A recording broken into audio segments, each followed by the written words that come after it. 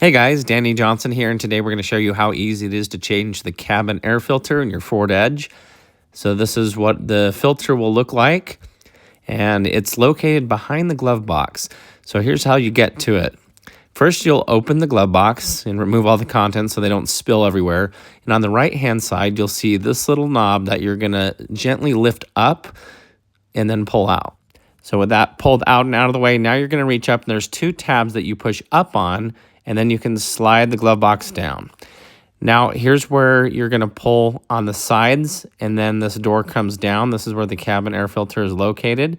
You'll take the old one out, which this one was missing one, put the new one in, and then when you're putting this back up, just be careful on these side tabs. They like to break and snap and pop off, so just be gentle as you're putting that door back into the up position. You may want to try to gently spread the side tabs as it's going in, but then it'll click into its place. Now just push the glove box forward, and it'll pass the tabs and reattach this on the side, and you're all done. So thanks for watching. Please check the video description. I have a whole playlist on this vehicle and other videos that are similar to it. So if you're new to the channel, feel free to subscribe. Thanks, guys.